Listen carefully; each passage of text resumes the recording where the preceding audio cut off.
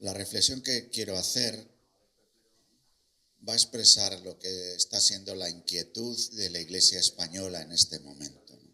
Entre otras muchas tareas de lo cotidiano, como una cuestión más de fondo, ¿no? Que nos ha hecho como vivir hace unos meses un gran encuentro eclesial de toda España, de todas las diócesis, de decenas de congregaciones religiosas y de movimientos laicales sobre la vida como vocación, sobre la pastoral de la vocación y de las vocaciones, ¿no?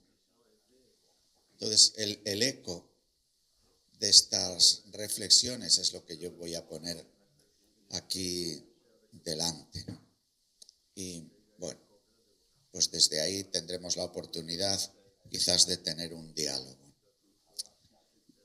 Un primer subrayado, ¿no? Una primera nota que yo quisiera que os moviera también a vosotros al agradecimiento.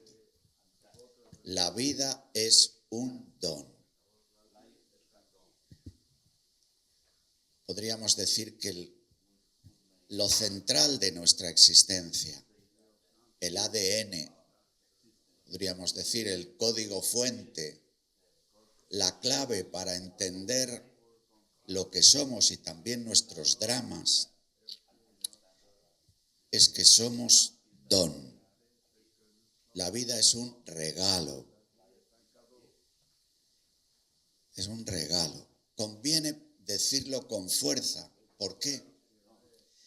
Porque siguiendo la pista que el Papa Francisco da a la Iglesia en todo su pontificado, entre otras muchas cosas, ¿no? Subraya que vivimos un cambio de época, una gran transformación.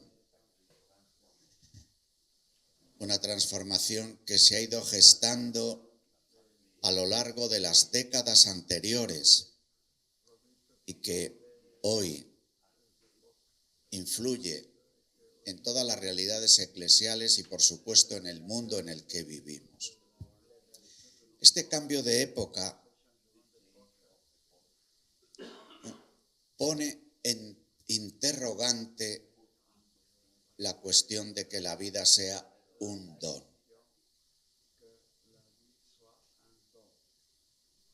La modernidad, la posibilidad espléndida que la modernidad ha traído consigo de poner al hombre de pie, a la persona humana, al hombre y la mujer de pie,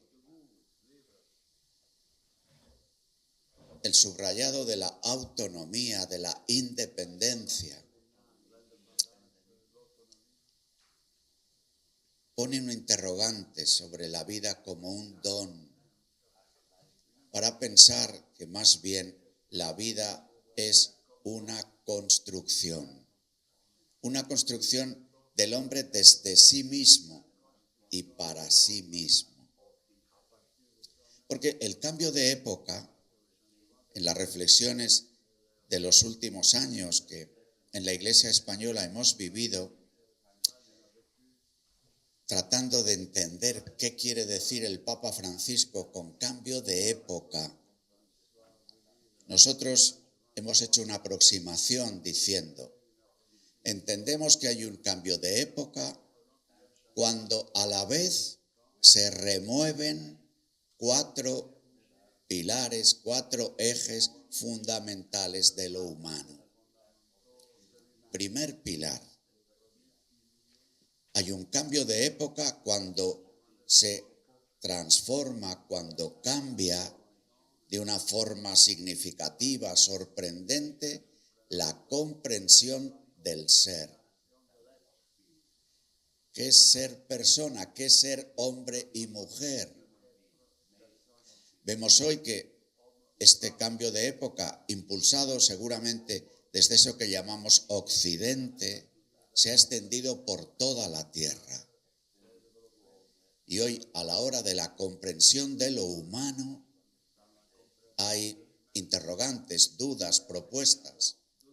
Si vemos en organismos internacionales, en las conferencias de Naciones Unidas de los últimos años, cuando han hablado de las cuestiones referidas a la antropología, al sexo, al género, aparecen listados de formas distintas de lo humano, en la que la polaridad varón-mujer está puesta en cuestión, dejémoslo ahí. Es decir, la comprensión misma del sujeto se remueve y se sustituye en este remover el don por el poder. La clave de nuestra antropología, y digo esto porque estando en relación ahora esta mañana con un grupo de personas, hombres y mujeres, que os dedicáis a la educación, en la educación es clave partir de una comprensión de la persona y de un ideal de persona, para hacer una travesía, acompañando a la gente como es y como está. No queriendo que vivan el ideal el primer día que llegan a la escuela, sino aceptándoles como son y como están, pero teniendo una comprensión de lo humano y un ideal de lo humano. Nuestra comprensión de lo humano es que la vida es un don. Nuestro ideal de lo humano es que la vida es para la santidad. El eje antropológico para nosotros es don y santidad. Pero el tiempo moderno ha sustituido el don por el poder. El poder, el pequeño poder. El poder de hacer con mi vida lo que quiera. El poder de construirme. Claro, para poder construirme están de moda en educación, en historia, en antropología, propuestas de deconstrucción. De construir para construir. Uno de los grandes pilares, el ser.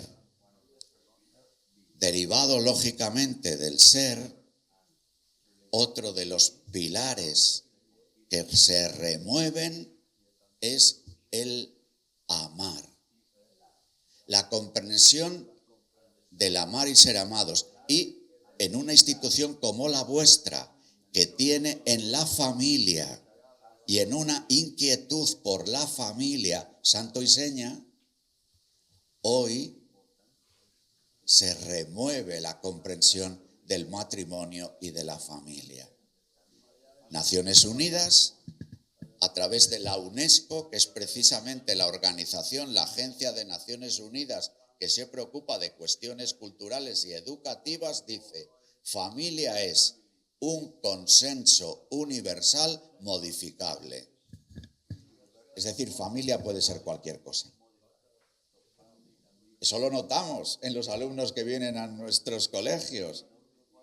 Eso lo notamos en la vida pastoral, en la catequesis. Cuando, por lo menos en España, muchos de los padres que presentan a sus hijos al bautismo viven situaciones familiares diversas, digámoslo así. Muchos de los padres que presentan a sus hijos a la primera comunión, aparte de que no les han enseñado ni quién es el que está en la cruz, ni saben el Padre Nuestro, también pueden vivir en una relación de segundo o de tercer matrimonio. Más que matrimonio, de vida en pareja, diferente. Es decir, que hay un remover de la comprensión del amar y ser amado.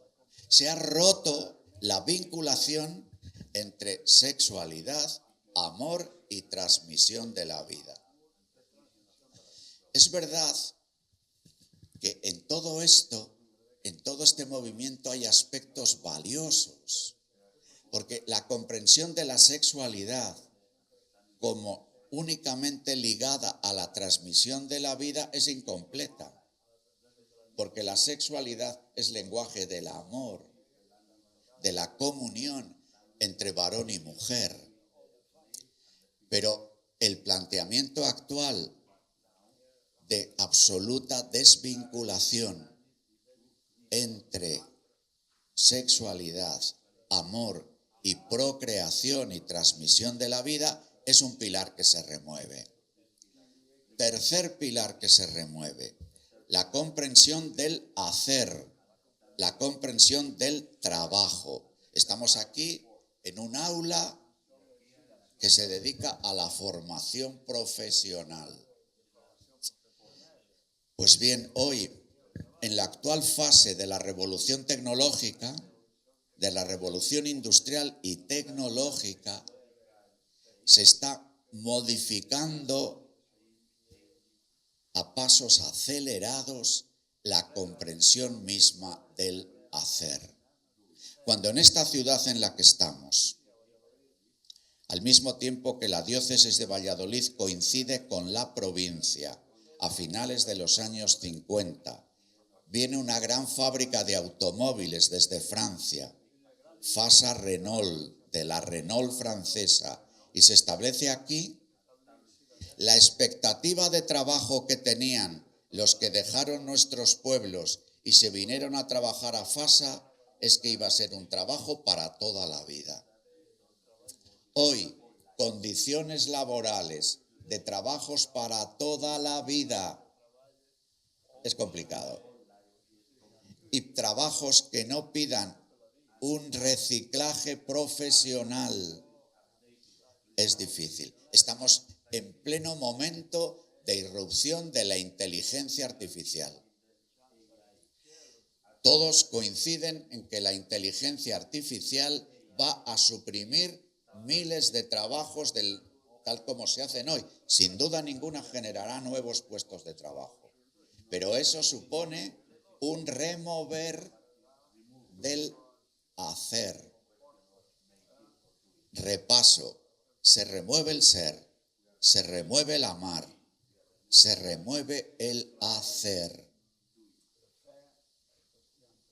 Y cuarto pilar de lo humano que se remueve, el sentido de la vida en el tiempo.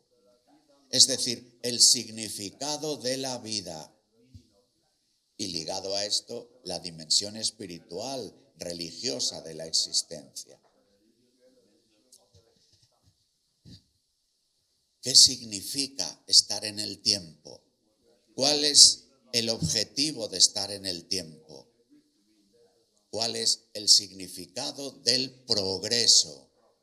El tiempo moderno nos había dicho que el significado en el tiempo, sustituyendo incluso la categoría reino de Dios, es el progreso. El progreso personal, un puesto en la vida, el progreso de los pueblos, el progreso, como una buena noticia. Claro que sí, las posibilidades que la revolución científico-técnica ha traído para el progreso en la educación, el progreso en la sanidad, el progreso en los servicios sociales, el progreso en la organización política con la democracia, con el Estado de Derecho, el progreso. Pero hete aquí que hoy la cuestión ecológica y las enfermedades llamadas de salud mental han hecho que aparezca un interrogante sobre el significado y la comprensión del progreso. ¿Progreso económico a cualquier precio, a una costa de llevarnos la naturaleza por delante? ¿Progreso personal de autorrealización, del poder del individuo a cualquier costa?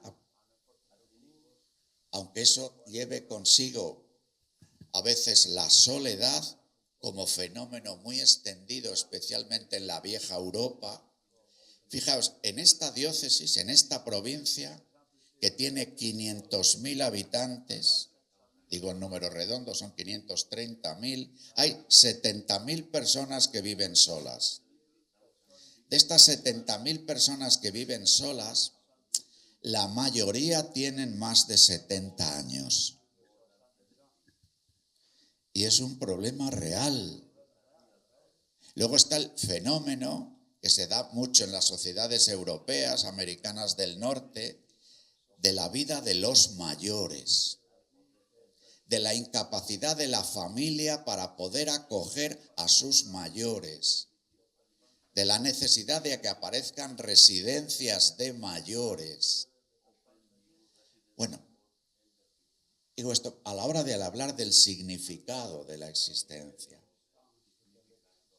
La vida es un don, pero el tiempo moderno ha introducido una sospecha sobre el don para sustituir el don por el poder. Pienso, luego existo, dijo un primer pensador del tiempo moderno, René Descartes. Moral autónoma, dijo Kant.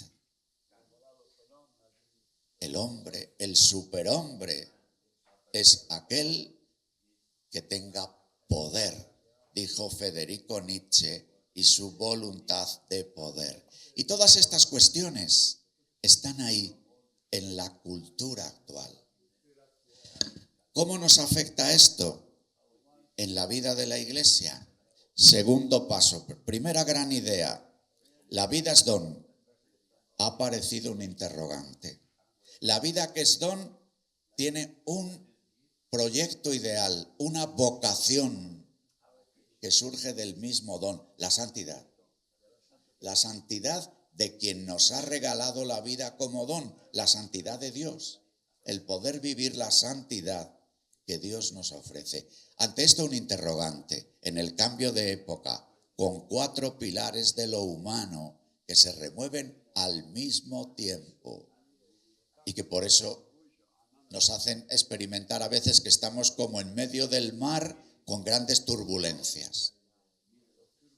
Por eso el año Peregrinos de la Esperanza, fijaros, tiene en el logo del año del jubileo una cruz en forma de ancla, para que en medio de las turbulencias del mundo en el que vivimos encontremos en la cruz gloriosa de nuestro Señor Jesucristo un ancla que nos mantiene en medio de las incertidumbres del cambio de época.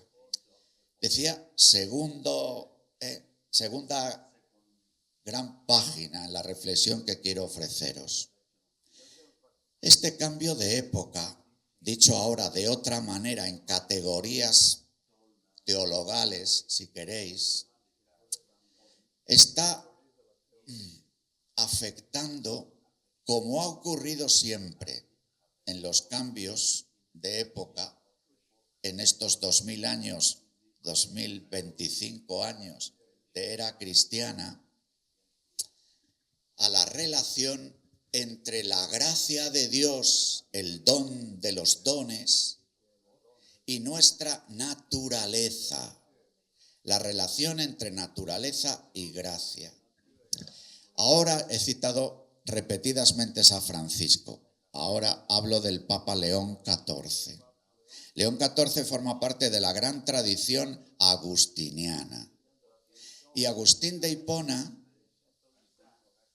es el que introduce en la Iglesia la importancia de este coloquio entre naturaleza y gracia. En realidad lo había hecho Pablo de Tarso, San Pablo, en la carta a los romanos y en la carta a los gálatas.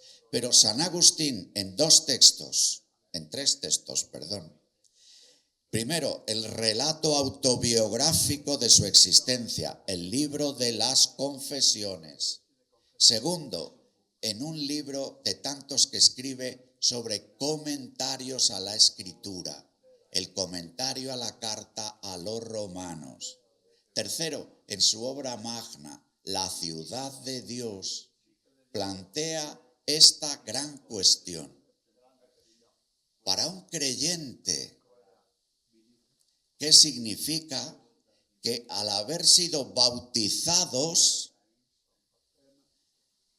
la gracia de Dios actúa en nosotros, el Espíritu Santo actúa en nosotros? Somos humanodivinos, somos familiares de Dios, pero esta relación entre naturaleza y gracia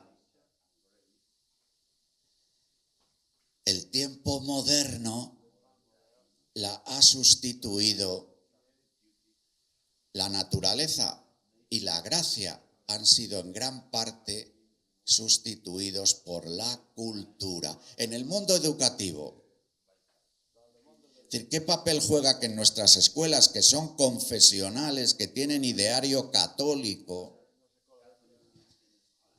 en el que nos encontramos con los chicos y chicas que vienen a la escuela como son, como están, que podamos ofrecerles la novedad de la vida en Cristo, de la gracia, de la vida según el Espíritu?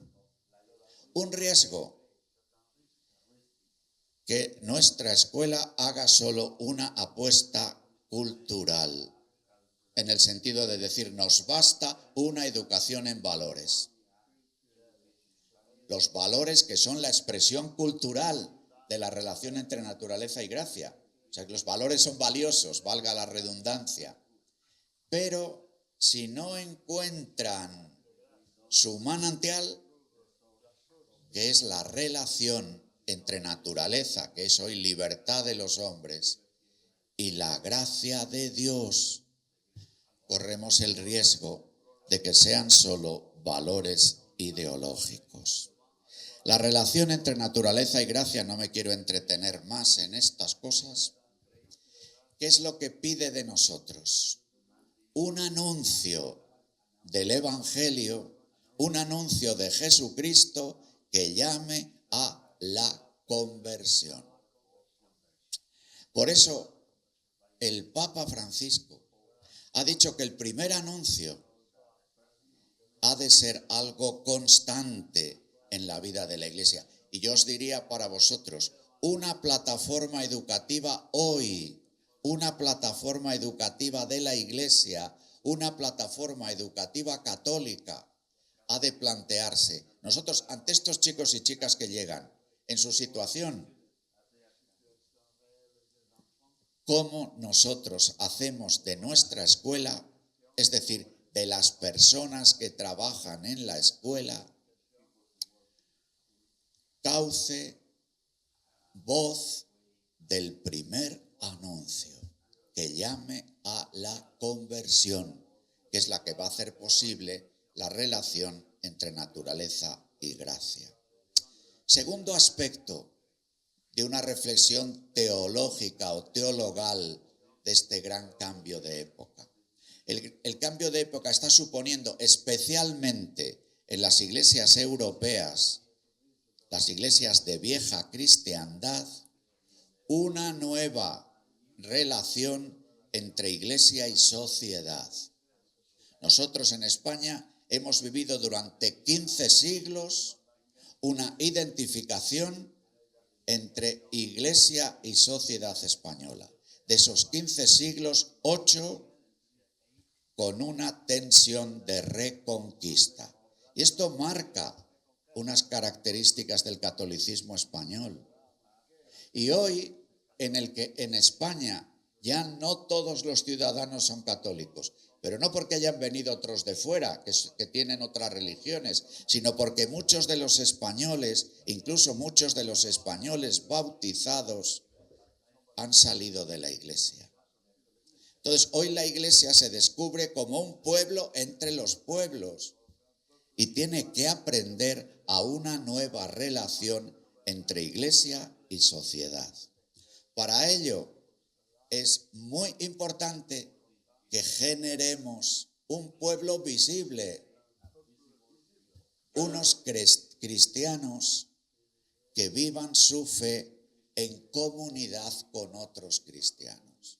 Por eso, qué importante es que vosotros seáis un signo del trabajo entre consagrados y laicos. Laicos que sois bautizados y confirmados y por tanto también consagrados, pero con unos hermanos de especial consagración. Para hacer visible una realidad comunitaria que, situada en la iglesia como pueblo entre los pueblos, ayude a la relación entre iglesia y sociedad. Tercera cuestión de esta reflexión teológica del cambio de época y lo que afecta a la vida de la iglesia. Una primera afectación nos decía, estamos llamados a un tiempo misionero, a un tiempo de anuncio y por tanto de iniciación cristiana posterior al anuncio.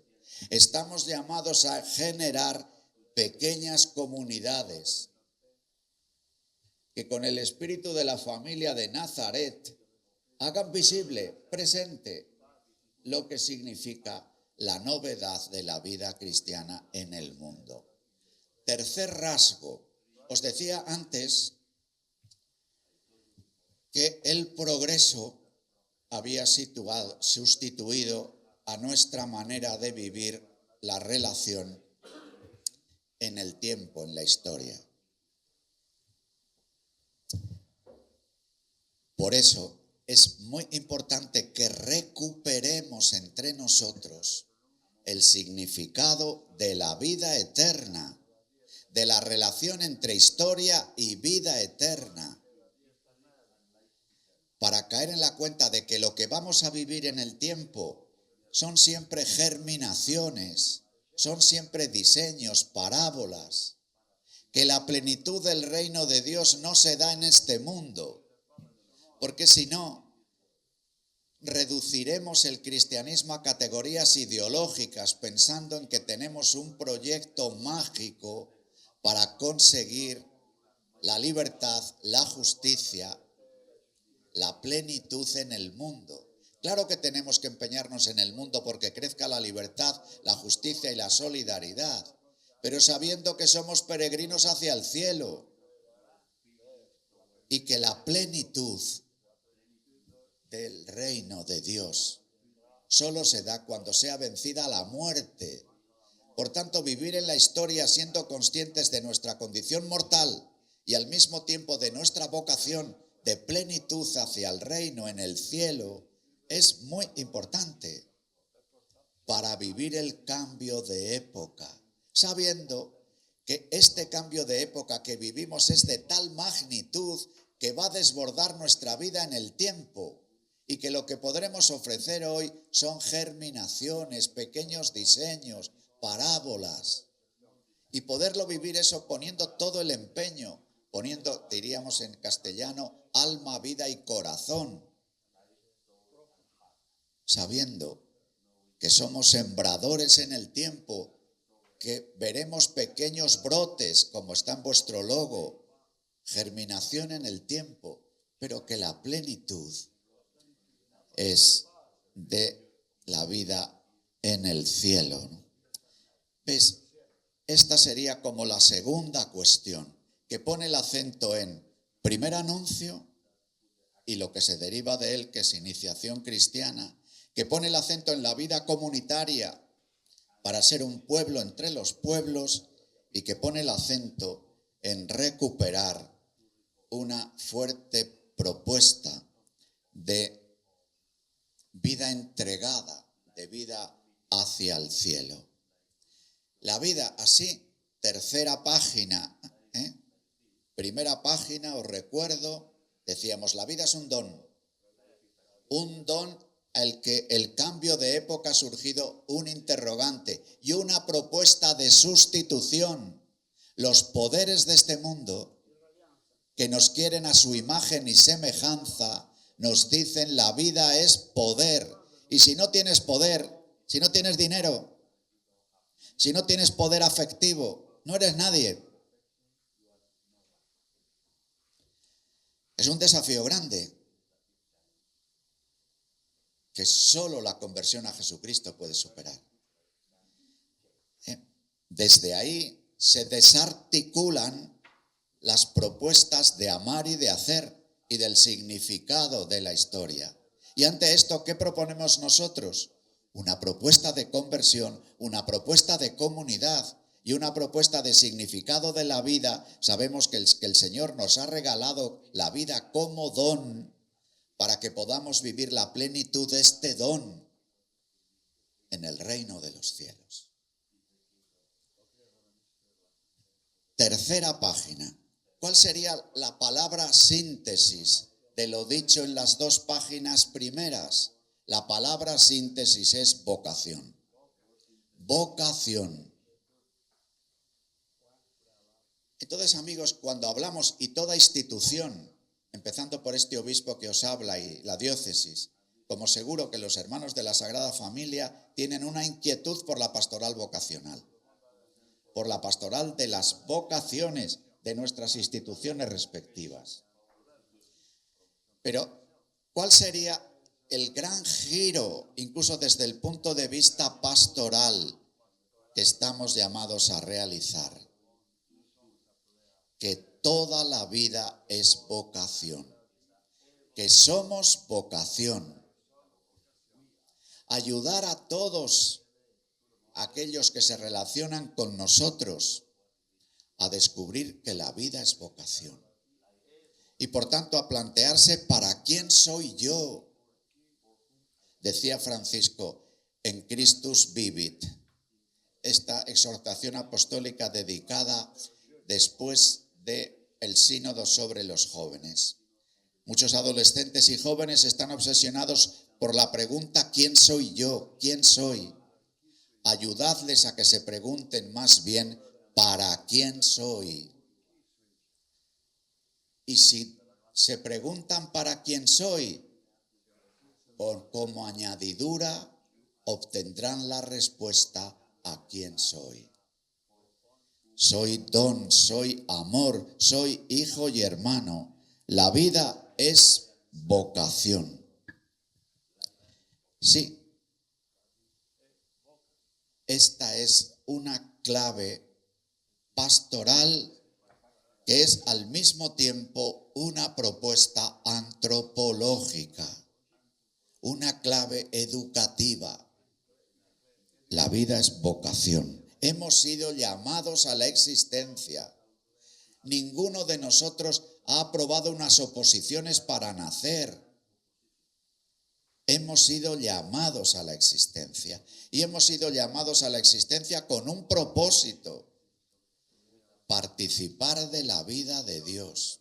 La Iglesia, que supone una segunda llamada, la llamada de la vida cristiana, la Iglesia la definimos como una asamblea de llamados. La palabra Iglesia significa eclesía, convocación, asamblea de llamados. Todo lo que hagamos porque en nuestros entornos eclesiales, en nuestras realidades eclesiales, ayudemos a caer en la cuenta de que la vida es vocación, de que estamos llamados a la vida y que esta vida a la que somos llamados en la Iglesia supone el participar de la misma misión de Jesús. Llamados. Desde ahí, desde entender la vida como vocación, aparece el significado de las vocaciones. Las vocaciones. Para esto, permitidme que vaya a la plantilla, al esquema que nos ofrece Jesús en el Evangelio. ¿Por qué? Porque el concilio nos dice, Concilio Vaticano II, volvamos a las fuentes. San Juan Pablo II dijo a la Iglesia: es necesario volver al modelo apostólico enteramente primero. ¿Cuál es el modelo apostólico enteramente primero? El que dibuja el Señor en los Evangelios, en el que aparecen estos sujetos eclesiales: los 12, los 72, la muchedumbre, los pobres, el reino, el anuncio del Evangelio del reino. Vayamos contemplando a cada uno de estos sujetos eclesiales. Los 12 que eran de entre los discípulos, Jesús instituye 12 para que estuvieran con él y para enviarlos a predicar. Y les da un sello del Espíritu Santo, una exusía, un poder, una autoridad. Los 12. Hoy en la iglesia los 12 son los sucesores de los apóstoles. En este momento en la iglesia los 12 somos 5.200 obispos que hay en el mundo.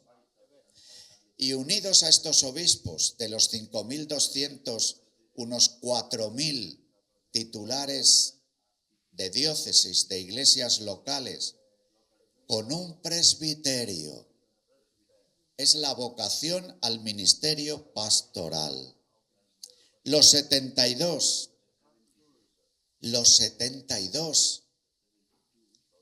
constituye hoy el significado de la vocación laical. El Señor les envía en una misión compartida con los 12. Asumen ministerios en la iglesia y anuncian el evangelio en el mundo, en los ambientes e instituciones de la vida secular. Precisan cultivar en la comunidad cristiana su identidad y espiritualidad para formar su corazón en la caridad política, así como los 12 tienen que cultivar la caridad pastoral, porque hacen presente en la peregrinación al buen pastor que va delante, en medio o detrás. Los 12 son la expresión del pueblo de Dios. Entre los 12 hay una vocación singular, que es la vocación al matrimonio. Por eso ya en la primera generación cristiana acompañan a Pablo de Tarso a algún matrimonio, con una vocación singular, hoy de extraordinaria importancia. Cuando yo fui a ver al Papa Francisco y le presenté este proyecto de congreso sobre las vocaciones que teníamos en España, fijaros lo que me contestó el Papa. Dígale usted a sus hermanos obispos en España que lo que tienen que cultivar especialmente es la vocación al matrimonio. Que es, dice, cuando yo he venido de Buenos Aires a Roma, aunque ya lo sabía, lo que más me ha llamado la atención es ver a Europa como un lugar del mundo cerrado a la vida, como un lugar del mundo en el que no hay matrimonios que quieran tener hijos. Cultiven ustedes la vocación al matrimonio, porque si no hay mata, no hay patata. Si no hay hijos, difícilmente se pueden plantear otras vocaciones. La vocación al matrimonio.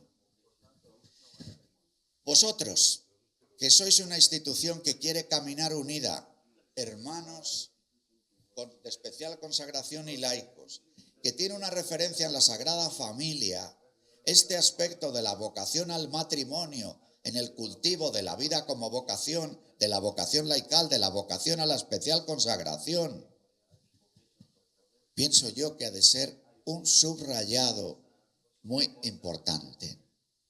Fijaros, en el modelo apostólico enteramente primero, los 12, los 72, la muchedumbre. Fijaros, la multiplicación de los panes. Van allí, dice, leemos en la Escritura, miles de personas. Cuando Jesús predica el Sermón del Monte, le escuchan cientos, miles de personas. Cuando entra Jesús en Jerusalén, le aclaman Hosanna al Hijo de David. Una muchedumbre de personas. Luego, de aquella muchedumbre, la mayoría no quiere saber nada. Pero es verdad que es de aquella muchedumbre de la que van surgiendo gente que se incorpora al grupo de los 72 o al grupo de los 12. En realidad la muchedumbre es lo que nosotros nos encontramos hoy. Muchas veces en nuestras escuelas la gente que viene forma parte de la muchedumbre, que no tiene noticia ni del reino ni de Jesús, que vive las heridas propias de la época, en sus familias, en la vida social. Y a la muchedumbre Jesús les regala el pan de la palabra y el pan de la multiplicación. A la muchedumbre. A este grupo se dirige la acción misionera de los 12 y de los 72 a través de la cercanía, la acogida, el testimonio, el servicio, la escucha, el anuncio del querigma. Los pobres y el anuncio del reino. Digo esto del modelo apostólico enteramente primero porque aquí ya desde el principio está el significado de la especial consagración, queridos hermanos de la Sagrada Familia. Porque los pobres anticipan el juicio de Jesús sobre la historia. El juicio que realizará en su segunda venida se realiza en el rostro de los pobres, porque en el rostro de los pobres se ve que el reino de Dios no se ha realizado plenamente. Cuando en nuestro mundo hay gente que come 3 veces al día y gente que se muere de hambre, el reino de Dios no está. Cuando entre nosotros hay gente que está tirada en las cunetas, el reino de Dios no está. Y por eso el Señor suscita de entre los 12 y de entre los 72 algunos hombres y mujeres que van a tener una atención especial a los pobres, y en eso está la anticipación de la venida del reino de Dios. Es la especial consagración, es este camino compartido en misión, movido por la alegría, la conmoción por los despojados y abatidos y la esperanza, lo que provoca que algunos hermanos salidos entre los 12 o los 72, en el caso de los hermanos de la Sagrada Familia, que sois una congregación fundamentalmente laical, habéis surgido de entre los 12, de entre los bautizados, una experiencia de especial consagración ¿qué realizan la peregrinación? ¿Qué significa la especial consagración en la peregrinación?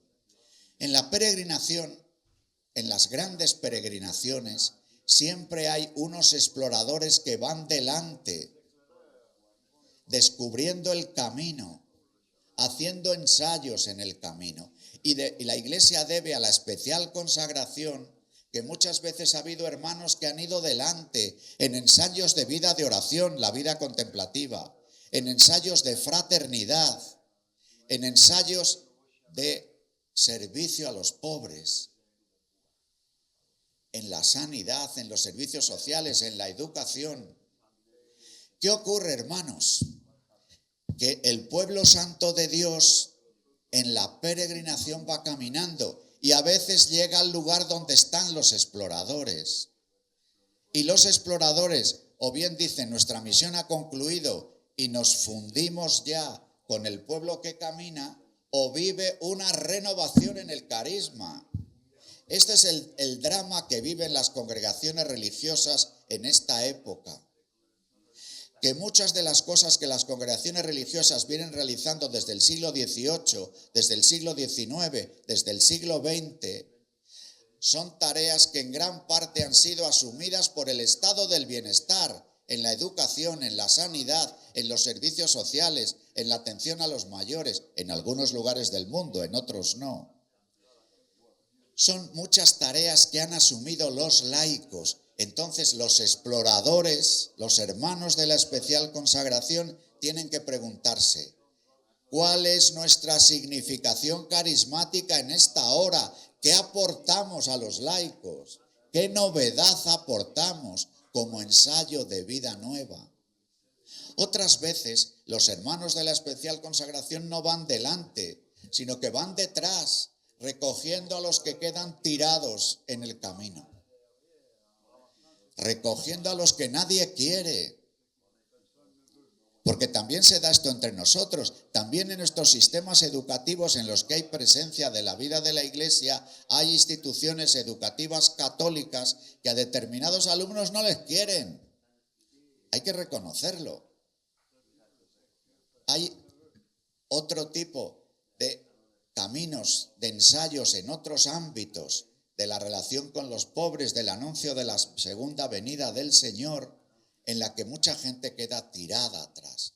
Otras veces los hermanos de la especial consagración no van delante ni detrás, sino que van en medio, ayudando a ver qué es eso de la vida comunitaria. Pero ¿qué nos está pasando hoy? Yo, claro, tengo mucha relación con montones de congregaciones religiosas, que muchos laicos que han quedado deslumbrados por un carisma, que quieren hacer ensayos de vida comunitaria, encuentran en los frailes, en las monjas y en los curas no un estímulo, sino una rémora. Porque a veces nos hemos acostumbrado a un estilo de vida burguesa, hermanos. Nos hemos acostumbrado a un estilo de vida funcionarial. Nos hemos acostumbrado a reivindicar fines de semana, vacaciones, horarios. Y entonces, ¿qué signo somos para el resto? En realidad los laicos, que encima son padres de familia, que trabajan en el colegio, que cuando van a casa tienen que cuidar a los niños, que están asfixiados por una hipoteca, nos están dando sopas con onda a la hora de vivir la pobreza. Porque nuestra pobreza sí en la congregación está hecha, es verdad, no tenemos una cuenta corriente, pero tenemos un modo de vida que muchos de nuestros laicos que colaboran con nosotros no pueden llevar. Es decir, que la especial consagración caminando delante en ensayos innovadores, caminando detrás recogiendo a los tirados o caminando en medio ayudando al pueblo santo de Dios, vive un gran desafío. Concluyo, porque tampoco hay que extenderse ya más de la cuenta. Recuerdo las páginas. Primera, la vida es un don que está golpeado por una sospecha. No, la vida es poder. Y solo quien tiene autonomía, independencia, dinero, tiene una vida lograda. La vida es poder. En un cambio de época que afecta a 4 pilares de lo humano. Lectura eclesial. Este cambio de época afecta a 3 cuestiones básicas de la vida cristiana. La relación con la gracia, y desde ahí podríamos decir el anuncio del Evangelio, la llamada a la conversión, la iniciación cristiana, bautismo, confirmación, Eucaristía. Afecta a nuestra manera de estar en medio del mundo, de la sociedad, como pueblo entre los pueblos, vida comunitaria, visibilidad de los cristianos en su manera de vivir, de compartir la vida, los dones y la misión. Tercero, situados en el tiempo sabiendo que somos peregrinos, pero que no hemos venido al mundo a dar una vuelta, sino que somos peregrinos hacia el cielo y que Jesucristo vendrá en su segunda venida para realizar un juicio y por tanto no da igual 8 que 80 a la hora de hacer una propuesta moral de vida, no da igual 8 que 80. No todos los caminos llevan al cielo. Y es ahí donde aparece en esta peregrinación el sentido de las vocaciones. El pueblo santo de Dios, los 72 laicos, familias, matrimonio. Este pueblo que está acompañado por el mismo Jesucristo que perdona los pecados y que parte el pan, ministerio pastoral. Este mismo Jesucristo que viene desde su segunda venida y se hace presente en la especial consagración, caminando delante, caminando en medio, caminando detrás, poniendo de pie a los tirados en las cunetas, haciendo que el rostro de los pobres juzgue la historia y al mismo tiempo haciendo ensayos de novedad de vida. A todo esto hemos dado en llamar vocación. Por tanto, qué importante es eso que los papas últimos nos han recordado, ¿no? Generar una cultura vocacional. La vida como vocación y hacer propuestas de vida como vocación. Termino así haciendo referencia a 3 instrumentos indispensables para esta propuesta. Uno es lo que genéricamente podemos llamar oración. Oración y enseñar a orar. Porque solo en el encuentro vivo con el Señor se puede producir esto de lo que venimos hablando. Oración. Segundo aspecto, discernimiento. Es la gran palabra de la Iglesia sinodal, de esta propuesta que el Papa nos ha hecho de caminar juntos en la iglesia, en una corresponsabilidad diferenciada según las vocaciones, para juntos ponernos ante Dios y decir, ¿qué quieres de nosotros en esta hora? Y hacer juntos un discernimiento.